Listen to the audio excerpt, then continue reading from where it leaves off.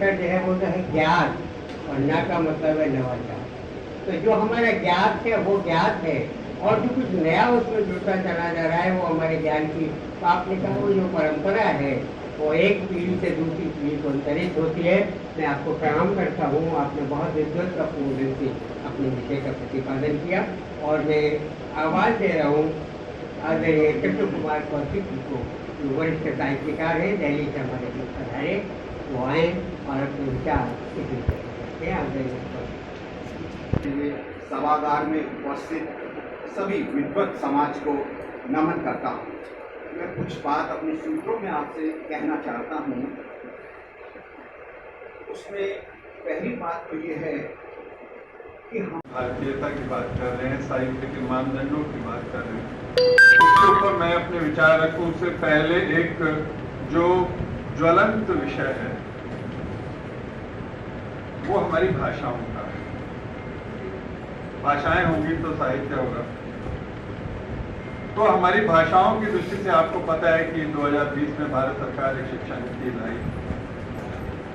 आपको पता है कि 1834 में मेकाले ने कहा था कि हम ऐसी जो शिक्षा व्यवस्था भारत में ले आएंगे जिसमें हिंदुस्तानी जो है वो केवल रक्त और रंग से भारतीय होंगे।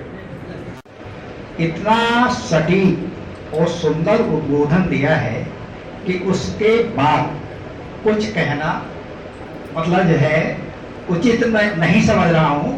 फिर भी मैं एक दो मतलब चीज कहना चाहूंगा। आदरणीय जोशी जी, आपने बहुत सारे कवियों के उदाहरण दिए। इस समय हम स्वतंत्रता का अमृत महोत्सव मना रहे हैं और 14 तारीख तक वो चलेगा। आजादी के आंदोलन में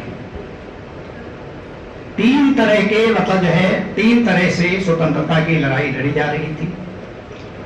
एक आंदोलन के द्वारा जिसका नेतृत्व गांधी जी कर रहे थे, अन्य नेता कर रहे थे। दूसरा क्रांतिकारियों के द्वारा जिसमें क्रांतिकारी घटनाओं को जन्मदिन मतलब जो है किया जाता था, जिसमें भगत सिंह जी हैं, चंद्रशेखर आजाद जी हैं, राम प्रसाद बिस्मिल हैं, ठाकुर रोशन सिंह हैं, करतार सिंह सरावा हैं, सचिन सान्याल हैं, बहुत सारे नाम है, एक लंबी श्रृंखला है। और एक बात मैं कहना चाहता हूं कि हमारा स्वतंत्रता संग्राम 1957 में पहला स्वतंत्रता संग्राम प्रारंभ हुआ। बोर्ड से जुड़ते हैं उनका हिंदी अनुवाद करके और उसको हिंदी में पढ़ाया जाए। बात बहुत अच्छी लगी। मैं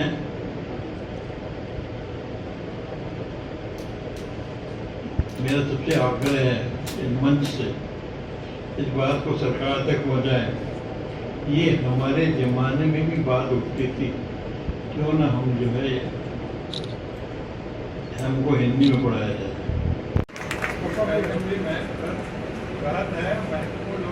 नहीं वो तो है, लेकिन एक शर्मा जी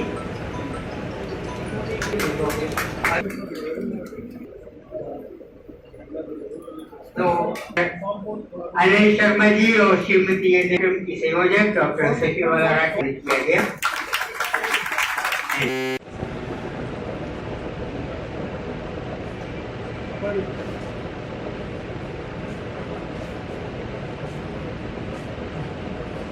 इस तरह के आयोजन की क्या आवश्यकता है आज के दौर में? देखिए, आज के आयोजन में देश भर के प्रमुख भागों से महत्वपूर्ण साहित्यकारों ने भाग लिया।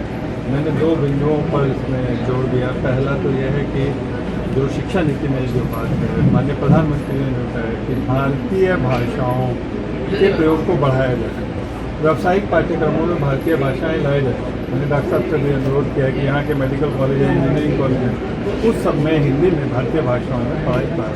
एक दूसरी बात, साहित्य के मानदंडों पर पुनर्विचार की आवश्यकता है। साहित्य के मानदंडों की जब हम बात करते हैं, चाहे वो छायावाद हो, चाहे आज़ादी के बाद मोह भंग की बात हो, इस तरह के बजाय सांस्कृतिक पुनर्जागरण, राष्ट्रीयता और भारतीयता के जो भाव हैं उसके ऊपर बल दिया जाए। और अखिल भारतीय साहित्य परिषद और ये सभी साहित्यकार इस अभियान में शामिल हैं।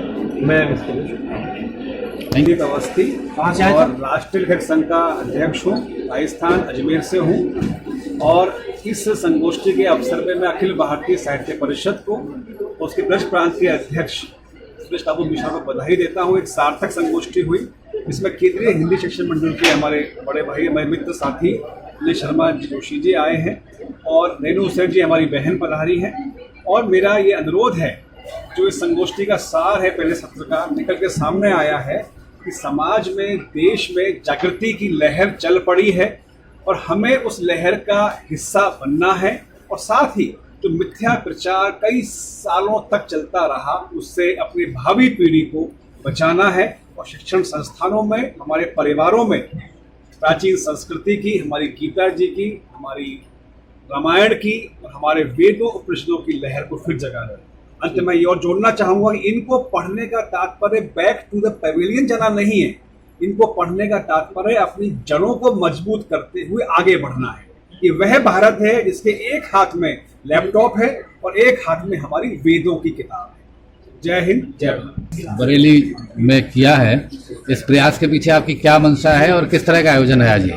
अखिल भारतीय साहित्य परिषद के द्वारा ये साहित्य समागम का आयोजन किया गया है। इसको 3 चरणों में हम लोग कर रहे हैं। पहला है विचार गोष्ठी, दूसरे में कहानी गोष्ठी और तीसरे सत्र में काव्य गोष्ठी। बरेली में पहली तरह का एक नया आयोजन है जिसमें 22 मतलब जो है साहित्यकार हमारे दूसरे राज्यों से आए। 105 राज्यों के साहित्यकार हमें चाहते हैं कि हमारा अखिल भारतीय साहित्य जो परिषद है वो राष्ट्रीय स्तर का संगठन है और इसमें 22 भाषाओं के साहित्यकार जुड़े हुए हैं। हिंदी के अधिक 22 भाषा। तो इन सब साहित्यकारों के माध्यम से साहित्य में जो हमारी सनातन संस्कृति है, जो हमारे संस्कार है, जो हमारी विचारधारा है, जो हमारी जीवन पद्धति है, हमारे जीवन मूल्य है, वह हमारी नई पीढ़ी तक साहित्य द्वारा पहुँचे, इसके लिए प्रयास किया गया है। और ये बाहर से आने वाले साहित्यकारों ने एक बहुत ओजस्वी और बहुत प्रेरणापूर्ण विचार हमको नए आगे भी दोनों मतलब मिलेंगे, ऐसी मैं आशा करता हूँ।